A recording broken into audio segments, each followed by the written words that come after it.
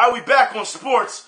And let me say this now, I know today's not going to be a good fucking day. I know it's not going to be a good day, because shit need to be said as far as I'm concerned. And we're going to start off with the elephant in the room, because you fans keep asking me, Event, we need to talk about this. So, let's get out in the open, okay? You keep asking me, Event, how do you feel about gay marriage?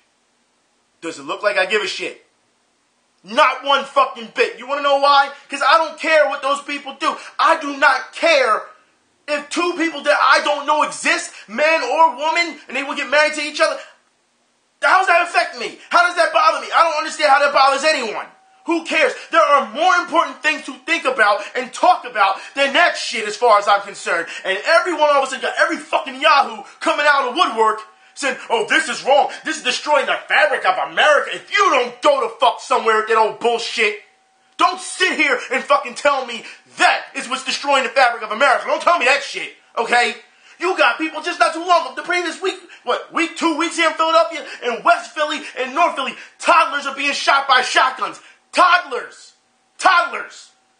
That's not destroying the fabric of America though, right? That's not. We just saw not too long ago, 9 people get shot in a fucking church. Oh, I forgot. We done forgot about that shit already. Fabric of America? No, we forgot because we moved on to the gay issue now, huh? You gotta be fucking kidding me. Every fucking night on the news, what do we see? Someone shot, someone stabbed, someone raped. I forgot. This is the norm now, right? So that's not destroying the fabric of America. But 2 motherfuckers you don't know, didn't even know fucking exist, all of a sudden, that's destroying the fabric of America. That's what gets you lit up. So let me tell you, let's get something straight here, alright? So that's what gets you angry. That's what gets a rise out of you. Have you checked your paycheck lately? Have you? Have you looked at your taxes lately? That doesn't hurt you, huh? That doesn't get a rise out of you, huh? And that's your money. That's your livelihood. That doesn't get a rise out of you. 2 motherfuckers you don't know getting married, that gets a rise out of you. Get the fucking kidding. Have you checked what city council's been doing as of late? You got to be fucking kidding me. There are more important things. There are horrible things going on in America right now, and y'all worry about some fucking gay marriage. You got to be fucking kidding me. Get the fuck out of here with this old bullshit, man. Like I said, I couldn't care less. I couldn't, okay? They want to go and get married. You want to go and get married and possibly get divorced later? Go ahead. Go ahead. I don't give a shit. Like I said, it doesn't bother me one bit. Doesn't bother me. But yet it bothers, all of a sudden it bothers a bunch of people. Get the fuck out. Y'all better start prioritizing, start looking at yourselves. Shit. Start dealing with your own bullshit. Worry about someone else getting fucking married. You got to be kidding me. But let's not sugarcoat this shit either, alright? Gay people, y'all got some double standards your fucking selves. And we're going to talk about that as well. I want to start right now, okay, with the fact that you want equality. Which, hey, if you want equality, that's fine. But then you want to stand the fuck out. You can't say you want to be treated equally and grandstand at the same time. And for those who don't know what I'm talking about, Philadelphia here all of a sudden has, well, I should say all of a sudden, it's been for a couple of years now, has a gayborhood. That's right. And you wouldn't know it's a gayborhood. So what did they do? In order to stand out and identify themselves, they had to get rainbow colors put on the signs here, on the street signs here. But that wasn't enough, was it? No. Then not too long ago, over the week I believe, you went and had the streets painted in rainbow colors. That's right, on the streets now. See, now I have to question, is this really about equality or is it about standing out? Because I'll put it like this, if you want me to treat you equally, I will treat you just like every other fucking person that walks down the street and not give a shit about you. That's how we do it here. What makes you think all of a sudden you need an identity? Who cares if you're gay, right? And that's not all. No, people. No, it gets worse. For those who don't know, not too long ago, all right, I walked down 14th and Walnut, and I was, going to Broad. You know what I mean? And right next to the Dunkin' Donuts is where my old, like when I was younger and used to work, was Ritz Camera. It's gone now. And now it's a sports bar. All right, so I was across the street, and I'm walking, on the other side to go up to Broad, and I see the sports bar, and I'm like, that looks a little weird. Something's not right about that sports bar. Something's a little off. Something felt off. You know what I mean? So I walked across the street to see what it was, and it was a gay sports bar. A gay-only sports bar. So let me get this straight. And this is what I said. This is where the shit ties in, okay? A gay-only sports bar. So let me get this straight. Now, you can say that straight people can't come into your bar because it's a gay-only sports bar. You need your own sports bar. Are you getting kicked out of straight sports bars? I've never seen that. Are gay people getting kicked out of straight sports bars and you had to have your own? Or are you just trying to grandstand once again? I guarantee you, if I pulled my money together and opened up a fucking sports bar and said, it's black only, there would be a problem. Matter of fact, I guarantee you, if there was a sports bar right now that was white only, people would lose their fucking minds. So you want to be treated equally, yet you want to segregate yourself away from everybody. You want to be noticed differently. Let me tell you something, Snowflake. Okay? Because it seems like a lot of people haven't said this, or they don't have the fucking heart to say it, so I'll fucking say it. You aren't fucking special. Do you understand that? Especially if you want to be treated equally. You're not fucking special. You'll be treated just like everyone else. If you want to be treated specially, you have to do something that actually earns it. You know, to get the credit. Do something phenomenal. Not just, you should treat me special because I feel I'm entitled to it because of who I am. That's bullshit. It didn't work for us black people. What the hell makes you think it's going to work for you gay people? Unreal. But you want to have these, you know, these rainbow colors painted on the ground, right? Which is our taxpayer dollars. You know what I mean? You want to have that, and that's your identity. How about this, City Hall? Because I understand it's good publicity. I get it. But how about this? Why don't you try painting some of those basketball courts? Why don't you try that? Like I said, pisses me off. Because don't sit here and tell me that on one side you got people who are all of a sudden fucking upset, while we have others who say, hey, you know, yes, we got, you know, our equality, but we still want to stand out. Hell, we even saw on Twitter, people were taking, you know, the Olympics, where the Black Power, were those men, you know, back in the day, the Civil Rights Movement, when they won those Olympic gold, and they stood on the podium, and they put up their fist, yeah, and they changed that to gay people and the rainbow flag and all that shit. Get the fuck out of my face, man. No. So he said, you give them an inch, they take a fucking mile. And it's not gay people, it's people who are parasites. It doesn't matter if you're gay, it doesn't matter your race, it doesn't matter your gender. There are parasites that come from all walks of life. You just can't be happy with what you got. Nope, got to have more, isn't it? And I don't mean that as in your marriage. You want to go, let's say you want to do that, go ahead. But I'm talking, oh, well, we got to have our own sports bars. We got to have this, we got to have that. But we want to be treated equally. Well, if you want to be treated equally, then mingle with the rest of us. Don't give me this old bullshit, man. Like I said, there is a difference. But I want to move on to sports, like I said, because it really pisses me off to see that basketball courts aren't being, you know, taken care of, but we can make sure that, you know, we put rainbow colors painted on the streets. Let's talk about sports. Yeah, let's talk about that, shall we? Let's talk about baseball first. Phillies. So, our manager decided that he wants to quit. Smart move, because you knew you weren't up for the job. So Ryan Sandberg quits. He is the first manager to resign the Phillies organization in 55 years. 55 years. Couldn't even stick it out, because he knew he fucked up. And he knew he wasn't doing anything. And if anyone's watched any of those Phillies games as of late, you know and I know they don't give a shit. We talked about this last week, okay? Now, also, in other news, because the Phillies, they're not going to do it. They're not going anywhere. If you see their record now, it almost looks like the Sixers. We'll talk about the Sixers in a minute. I want to talk about the Flyers. Flyers had a very, very strong draft. Very impressed. Hexy seems like he knows what he's doing. However, I'm very upset that Grossman is gone because you still need that vet leadership when it comes to the D-line. He's a big body. It's going to be kind of hard to replace as far as I'm concerned. Granted, what they're going to do is they have to bring up more at this point. I am happy that the Flyers got rid of Pronger's contract. So that is a good move by Ron Hextall. It seems like Ron Hextall, though I don't want to give him too much credit just yet, he seems to be one of the smarter GMs in Philadelphia here for our sports organizations. Just saying, okay? Now, let's move on to the NBA draft. Matter of fact, let's talk about SportsCenter. Before the draft happened, all right, SportsCenter decided to put on a concert. SportsCenter! That's right. Decided to put on a concert with Taylor Gang. This is what it looked like at SportsCenter.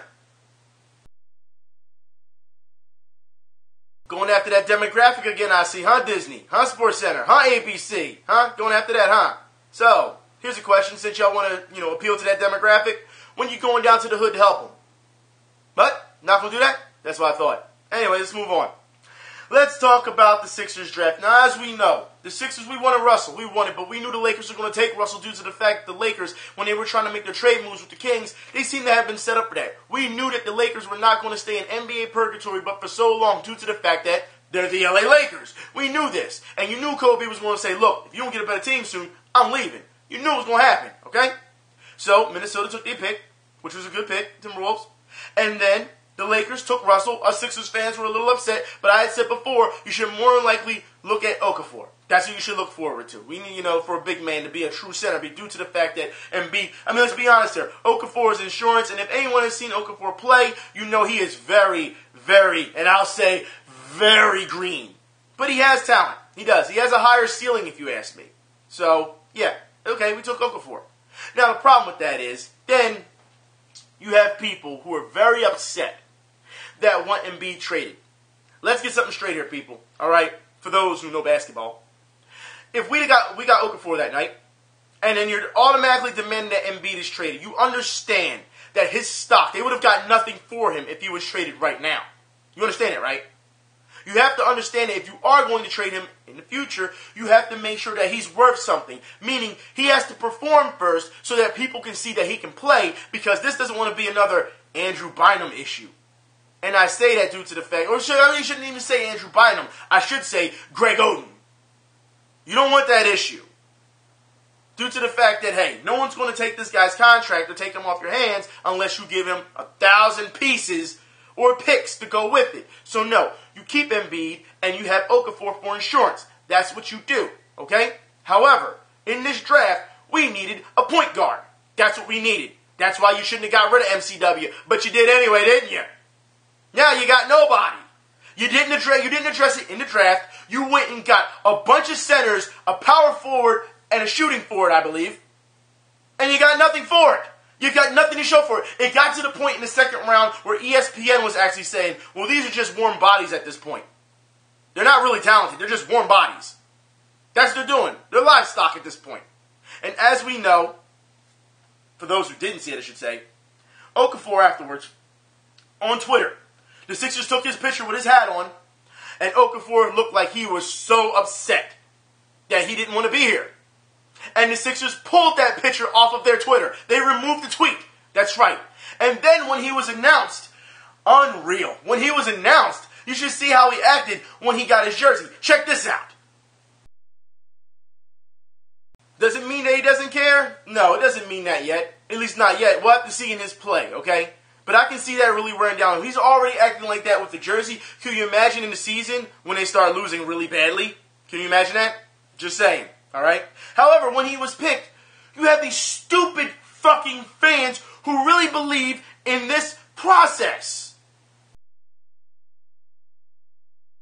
Bottom line, anybody who really believes in this process is a fucking idiot as far as I'm concerned. You've got to be kidding me that you think if you just keep snatching up random pieces that all of a sudden it's going to work out for you. That's not how basketball works. The Sixers had a plan, and they had 10 post pillars. They had them at one point, all right? Then you traded them away. So you know what that means now? That means you only have one piece left, and that's, was it Nerlens? And you know, I should say for those who don't know, during the draft, there was talks of him being traded too. So it goes to show you that this is a revolving door that the franchise doesn't know what they're doing. You can't believe in a process if there is no process. You can't. There's no commitment. If you haven't realized that, in order to win, you need commitment. And you know what commitment comes what? Anybody? Team excellence.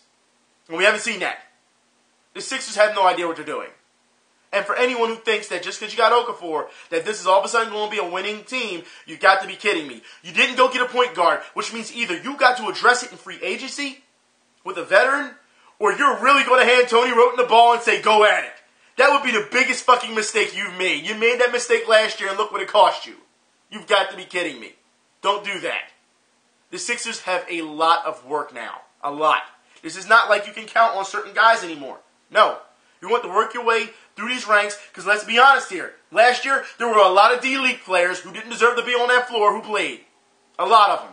And it's sad, because anybody who's seen the Summer League is popping. Summer League was where it was at. And what did I tell y'all when I did those videos in the Summer League? I said the Summer League is going to be better for the Sixers than what the regular season. Regular season got here, and what happened? Sixers fell apart. That's what they do. They got destroyed.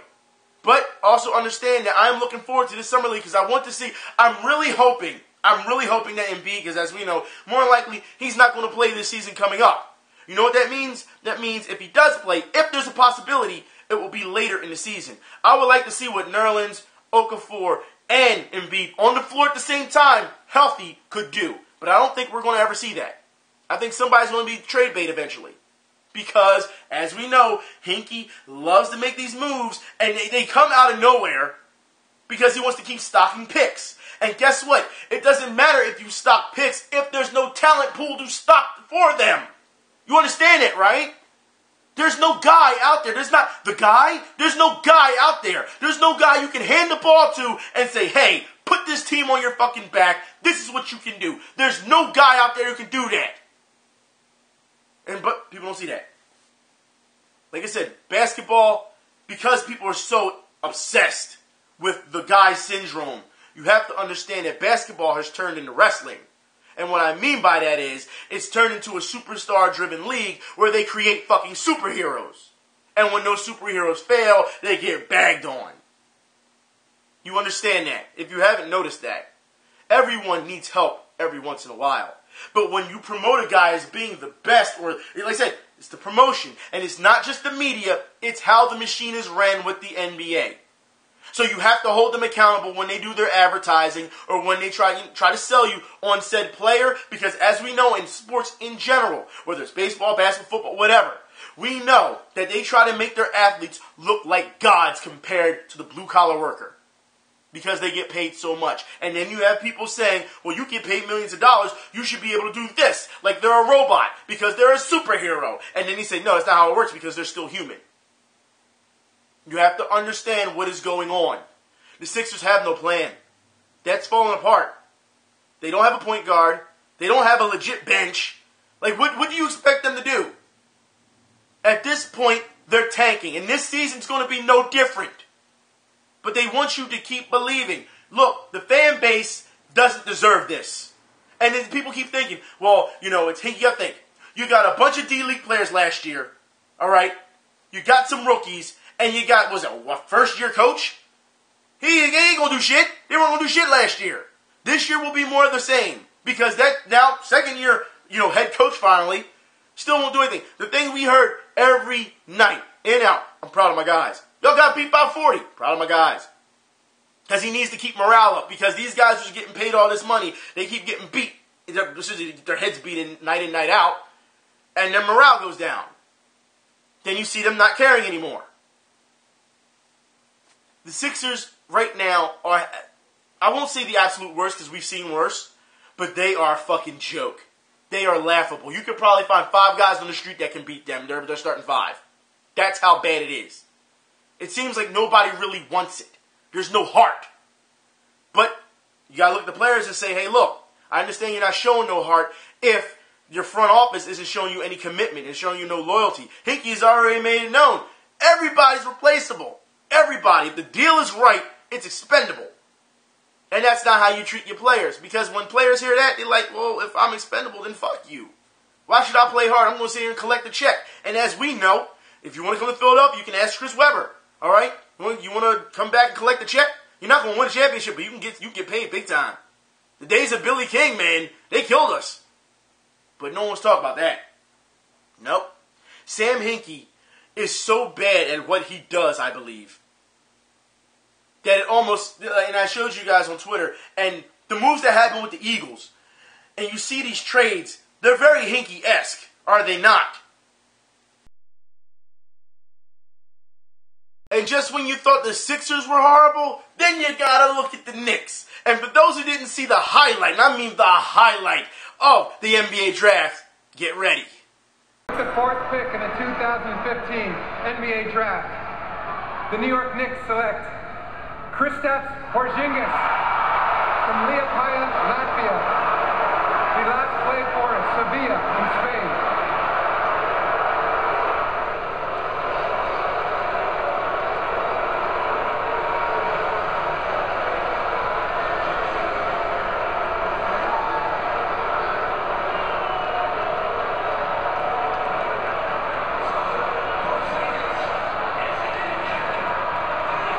The despair on the young Knicks fan's face, and perhaps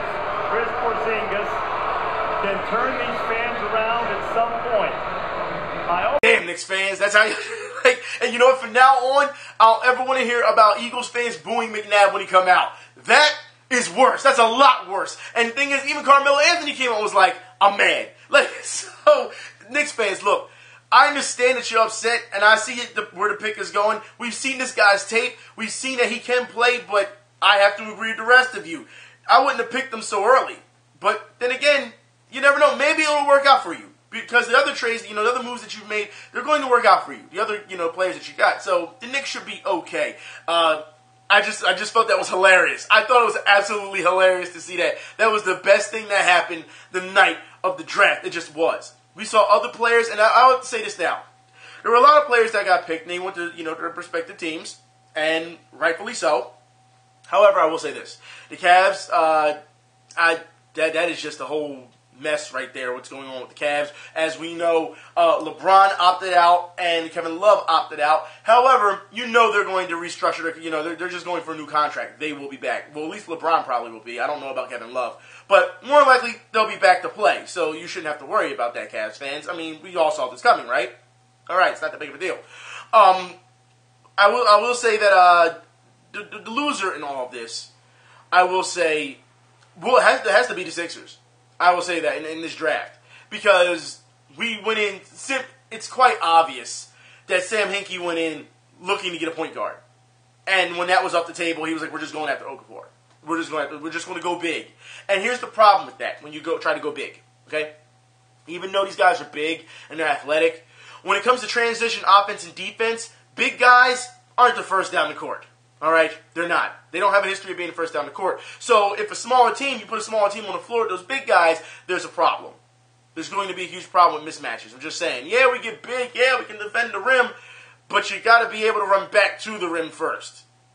So as far as I'm concerned, as a Sixers fan, I'm I won't say upset, because you can't be upset due to the fact that everything else that you saw coming down the line what the Sixers have been doing, it's like, okay, here we go again. You should be used to it by now, which is kind of sad to say. But they had a bad draft.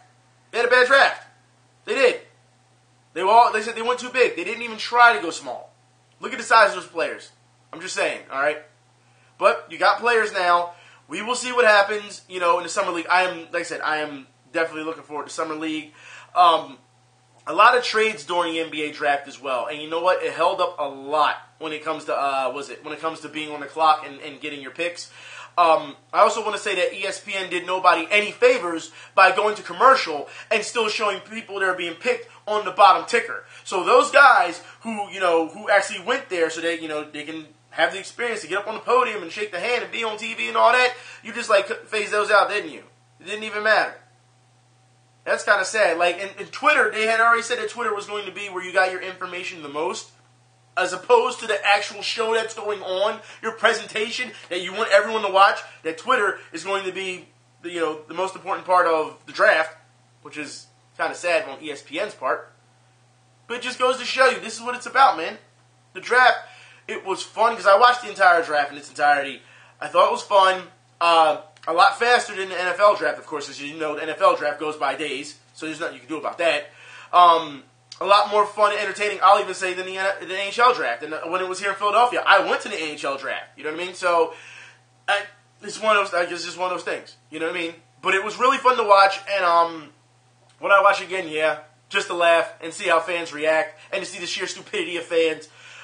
Because that's what it is. You should not take the draft serious. You should know by now, especially with the Sixers, or anyone who has a low seed, every time that you do something like this, and I think that's another thing, because the Sixers are tanking, I think the NBA sees that and says, you know what, they're trying to get over us. They're not really trying to win, they're just trying to get over. Because when the Lakers get the second pick, after all the years they've been, so dominant, that should tell you something. And I know a lot of people say, well, you're trying to say it's rigged. To a degree, yeah. To a degree, I think it is. But then again, a lot of stuff in sports is rigged. We've talked about this time and time again. So it shouldn't surprise you. The Sixers have got the shit end of the stick for a very long time. Getting the first round pick? Look, if we got the first round pick next year, do you think any of those guys could, I'm just, be realistic here. If we got the first round pick next year, any of those guys coming out of college, can you sit and say, that will be the guy that will take us to a championship? Ask yourself that. Because that's what you need to look for. You need great pieces to make a great team. It's not just about one superstar, two superstars, or this set of superstars. Have the three pillars going. It's not always about that. And even though we've seen it in the past, as you know, in the past, when it came to those dynasties like the Lakers and the Bulls and the Pistons and all those guys weren't Hall of Famers to begin with. They didn't start as Hall of Famers. They started as regular guys that built their ways up throughout the years to become All-Stars, then Hall of Famers. So you didn't know what you had in them before then. Unless you scout them in the ABA or in college, and even then I should say, you don't know the ceiling for them. So when you look back in hindsight and say, well, the Lakers, they had this, and this, and that's why they won, or the Bulls, they had this, and this, you didn't know they were going to turn out to be that way. You didn't. I'm saying back then, in that current state. You didn't know. It's all a recipe for winning. And if you don't have the right recipe, you can't win. With the Sixers, D-League players, first year head coach last year, not a recipe. And a front office that doesn't give a shit, that's not a recipe for winning. You can expect the Sixers to be competitive maybe in another 2 years. And that's being nice. Alright? It's kind of sad to see. But the NBA did put on a good draft. They did. Some teams got what they needed. They did. And I noticed there wasn't a lot of fans who were very upset at picks. The Knicks were by far the most reactionary. By far the most. But what can you do? You know what I mean? Anyways, I want to move on to the Grim Force Flop of the Week. And we need to talk about this in detail, actually. Because this is absolutely ridiculous. Watch this guy flop. Soccer, watch this guy flop. And the other guy, he gets in trouble for it. And you know what? He shouldn't get in trouble. And we'll explain in a minute. Look at this fucking flop. Keep your eyes on what happens here. Keep your eyes there. There, the lower end of that picture. There, the lower end of that picture. Now, I've seen a number of people come to this guy's defense about being hit first because he was hit in the face. So, we'll tackle that right now. Let's look at how he slapped in the face. A little tap to the face, and he flops. So you say, oh, well, you shouldn't have hit him. Do you realize what the guy did to the other guy? Look, I'll put it like this. I'm going to put this as a still picture so you can see that this guy sticks his finger in the other guy's ass. That guy's lucky all he got was a little slap. If anything, that guy, he showed amazing restraint because he should have just turned around, hauled off, and fucked him up as far as I'm concerned. You don't do no shit like that. But you know what? Speaking of getting fucked up, let's talk about UFC. That's right. I want to talk about Machida versus Romero. That's right. Machida versus Romero. Now look, as we know, Lyoto Machida is coming off a bad loss to Luke Rockhold. Alright? So he's going up against, Romero. And here's the thing. Alright? Romero looks like he's in better shape. He looks bigger. As we know, Machida is a karate fighter. We know he's more of an in-and-out, odd-angle type fighter. He'll catch you on kicks if he needs to, especially on strikes. But we know he doesn't really take to the ground. He tries to stay off the ground as much as possible because that's not his strength. As we know, as this time was going on, Machida looked like he was having more fun and playful in the octagon than he was actually fighting. Okay? And then, as we know, Romero got Machida on the ground and released these vicious elbows. That was just like, you've got to be kidding me. It's over. I'm surprised that the fight wasn't stopped. Herb Dean didn't stop the fight sooner due to the fact that he just let him haul up. You can see in Machida's eyes. He had no idea where he was at. All right? But he did a good job by, pretty much jumping on the guy and getting him off. And Machida, I put it like this. As much as I like Lyoto Machida because of the way he fights, because you have to understand, he is a natural karate fighter, okay? You have to understand that the way he fights in and out, trying to pick his spots, it's almost like boxing. You want to hit and not get hit. You want to take your time. You want to frustrate your opponent into making a stupid move and then take the advantage off of it. That's why I like Lyoto Machida. But given the way he's lost as of late, I think it's time. Like I said, I've always said that you shouldn't tell a fighter when to retire. You shouldn't. But at this point, I'm thinking maybe it's time. You're ranked number 4, and you're looking to recapture that gold one more time before you retire. I get it. You want that last glory before you call it quits. But you lost to a number 8 ranked fighter. A number 8 ranked fighter. And he was hungry. And he wanted it. And as far as I'm concerned, Machida, like I said, Machida was his deadliest when he was at light heavyweight. That's when he was his deadliest. Now that he's at middleweight, he hasn't really been the same Machida that we all know. Because anyone knows, if you've ever seen his training, his training exercises, his kicks are so vicious. If he kicks you, you may break something. Now, if anyone saw that fight when he was kicking Romero was shaking it off like it was nothing to it. You even got to a point where you saw like the outer part of his knee. Romero's outer part of his knee was so bad. It was so red. And it was so like swollen because of the kicks. But it didn't even flinch him. I know, like I said, from experience, to see Machida kick somebody, how deadly he can be to kick somebody, and to see now that his kicks don't have as much effect, I personally feel you should just bow out. And I don't think anybody would say, Lyoto Machida, you suck, it's time for you to retire. No, the guy was a champion. He was a champion. You got to give him that respect. It's not like he won on a fluke. You know what I mean? That's not it at all. He was a legit champion. And I think that at this point, it's time for him to move on. Speaking of moving on, I want to talk about something that's absolutely atrocious. I want to talk about boxing.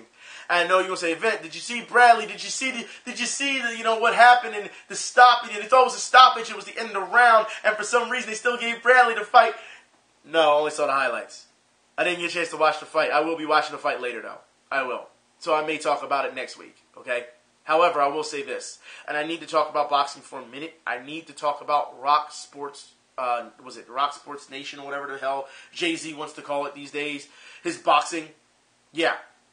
As you know, Jay-Z's now the boxing guy. Him and Rihanna run, Rock Sports Nation. And we've talked about this before. Now, remember before when we talked about this, I said it's so bad because they have all these musical acts come in before fights. And we're not talking, intro to boxers. No, we're talking they actually take an intermission and have rappers like Fabulous come out and actually do songs. And it's like, what the hell? This is boxing. This is not a concert. You know what I mean? He tries to reach the demographic. And remember, it used to be on Fox Sports 1. And then Fox Sports 1 bumped them. And then they tried NBC Sports, but as we know, NBC Sports doesn't need them because they have premier boxing champions. So where does Rock Sports Nation go? BET. Who the hell is watching BET for boxing? Who's doing this? It's horrible. It's absolutely horrible. And I put it like this. You went and signed big-name boxers to lucrative contracts, and then you give them a bunch of bums. If you don't know what I'm talking about, look at this fight with Andre Ward. I want you to look at the punches landed between Ward and his opponent and tell me that this fight is worth watching.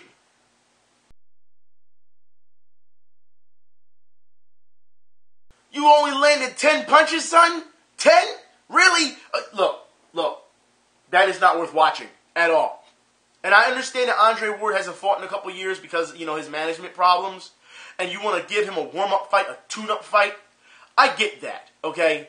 But you don't give this guy an absolute bum to destroy. And I say it due to the fact is, now that we know that Cotto versus Alvarez is going to happen, do you know what that means for Andre Ward in the future? Do you know who he's going to face? Gennady Golovkin. That's the guy he has to fight. Because that's who's been calling him out for quite a while. Golovkin. So, in order to get ready for Golovkin, alright, because that's a fight that needs to happen, you're going to feed him this guy? This guy who landed 10 punches. Do you really want to do that? No. Like I said, I understand warm-up fights, comeback fights, tune-up fights. I get it. There's even times where champions are so dominant they have no one else to fight, so they fight a bunch of bums. I get it. We saw it during the Roy Jones era.